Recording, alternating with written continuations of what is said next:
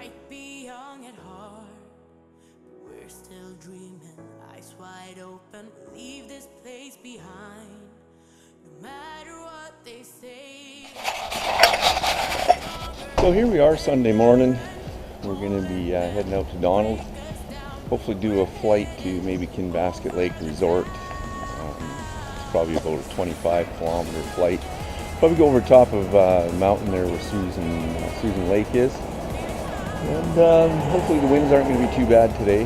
They're forecast for a little bit of wind, but nothing major. Looks like a beautiful day.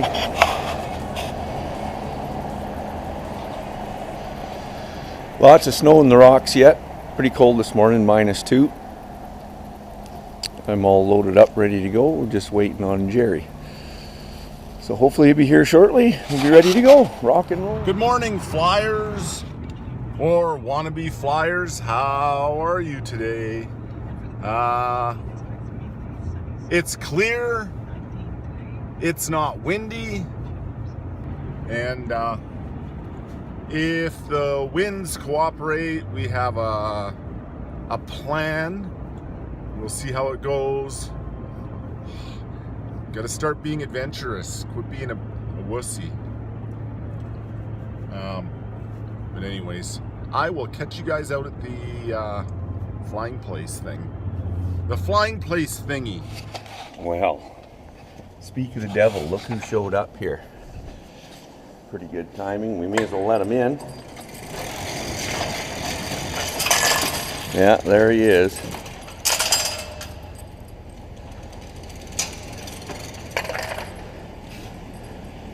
Huh. Looks awake. What are we doing? Are we going flying? Well, that's the game plan. Come on back. Keep coming.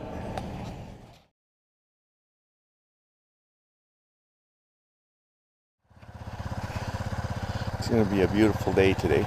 Oh, here comes Jerry.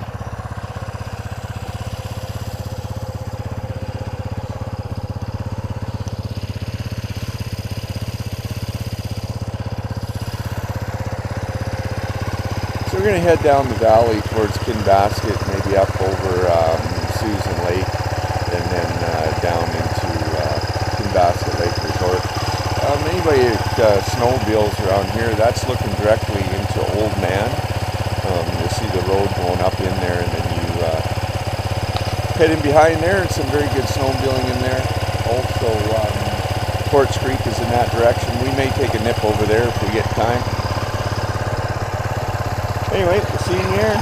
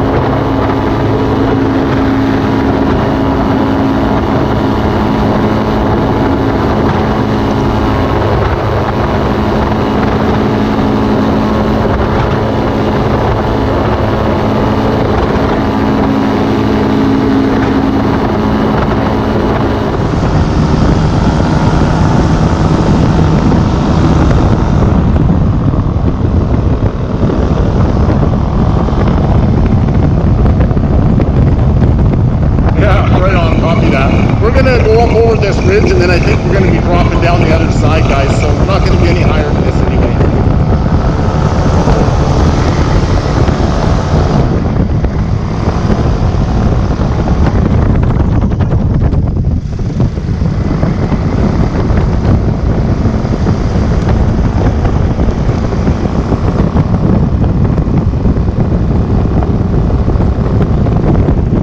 Yeah, right on. Which helicopter outfit are you?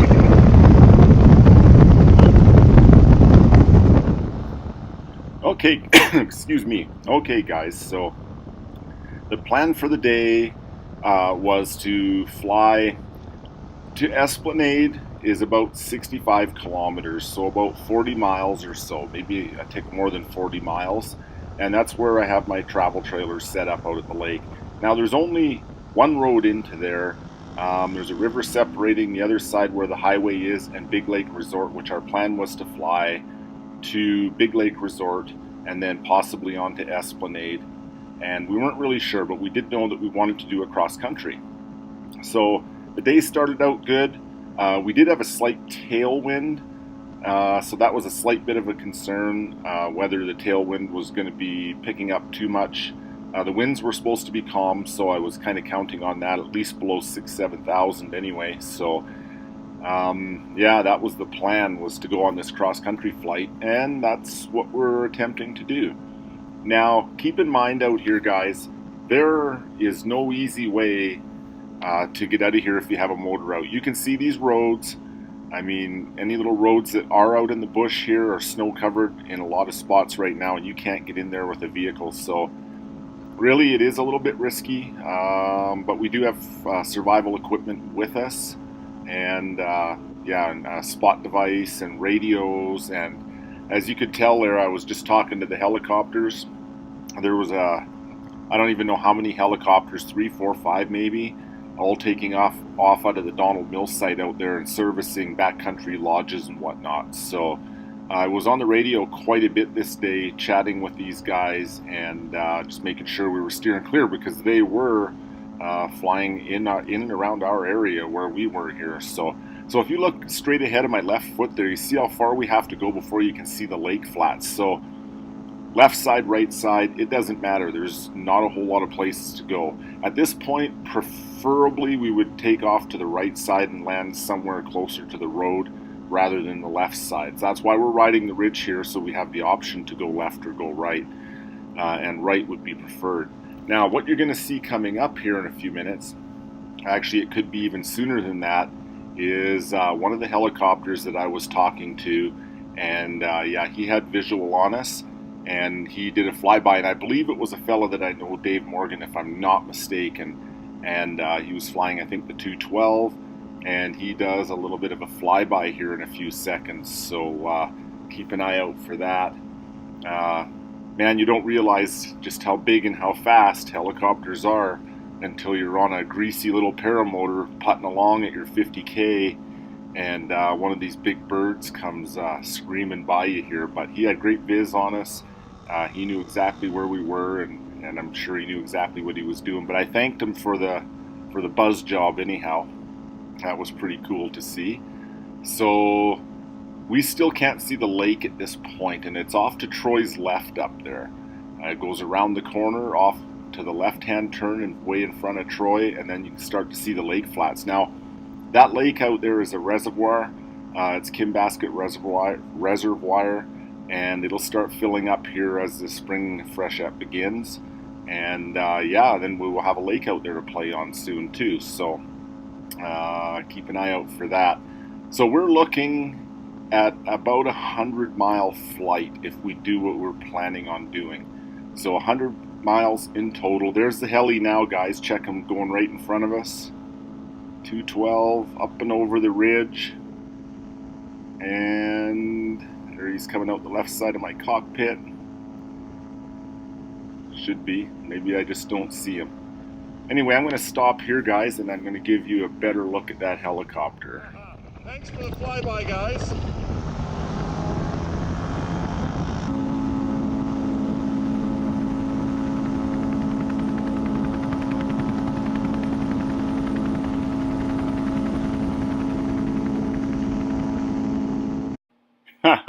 Is that crazy or what? That was so cool to watch him fly by. But yeah, so we were in contact with these guys through the whole day. Chatter on the radio, a couple airplanes flying over, and so I was pretty busy on the radio with that, so I didn't do a whole ton of talking, but I do once we drop down into this area. So I think what I'm going to do here is just let you guys burn along a little bit, and we'll get out closer to where we're going. But look at this countryside, dudes. Man, oh man. You really got to trust in your motor, and These Swiss Auto engine, 4-stroke engines, I tell you what, they're the cat's ass when it comes to this kind of flying. I mean, you can trust a 2-stroke out here, but a 2-stroke, it's not whether it's going to fail, it's a matter of when it's going to fail. So, love 2-strokes. I have a ton of other 2-stroke vehicles. Well, a few. Actually, probably only one now. Yeah, one left, my dirt bike. But, yeah, let's get booting along here, boys.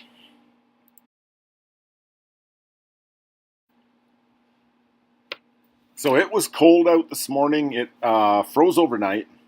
So it was, I think, about 3 below zero. So like 28 Fahrenheit. And yeah, so it was pretty cold. I didn't wear long johns. Tough Canadian, I guess. But my upper body was pretty good and warm. A couple of light downfill jackets.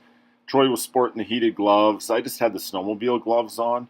And that was working fine for me. I was a little cool. By the time we got back from this 2.5-hour flight, my knees were froze. They were actually hurting. It was pretty cold, so next time, wear warm clothes, dum-dum.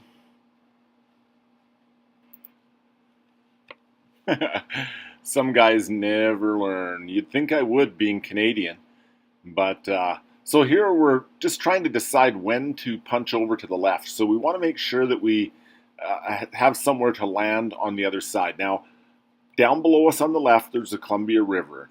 On the left-hand side of the river, there's railway tracks. From the railway tracks, we can hike to the west to Kinbasket Lake Resort, which is where we're going to fly past first up here. So our plan is to be high enough to jump this ridge and give up the safety of the road way over on the right side, which is a logging road, keep in mind, and not easy access if you go down anywhere except on the logging road, which is evident or pretty much too narrow to land on in most spots. So now we've decided it's risky. I don't know if we'd make it on glide, but we're going to start heading out now. And you can see there's some river, lake flat bottom down there that we could land on if we wanted to. So from there, I mean, it's a matter of landing out, try land on the other side of the river, hike the railway tracks back to semi-civilization where we can at least hike up to the highway and hitchhike out of here. Okay, guys, so on that note, we're going to call the video here, but we're going to do this in a few episodes just because it's too long of a flight. So we're going to watch Troy circle his way down. But on a side note, guys, do you remember Ice Pilots, Buffalo Air, TV show that aired 15 years ago or whatever? Check out Mikey McBrien on YouTube. I forget if it's Mikey McBrien it's under or if it's under Plane Savers.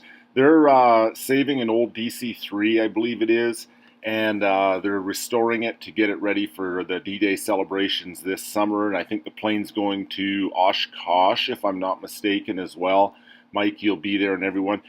The channel really helps them out financially. And then they're saving this airplane. There's hundreds and hundreds of hours of volunteer work. So you guys check out Plane Savers, Mikey McBrien on YouTube, and subscribe to his channel. And this can help him out in the last part of this build that they're doing. It's a cool show, too.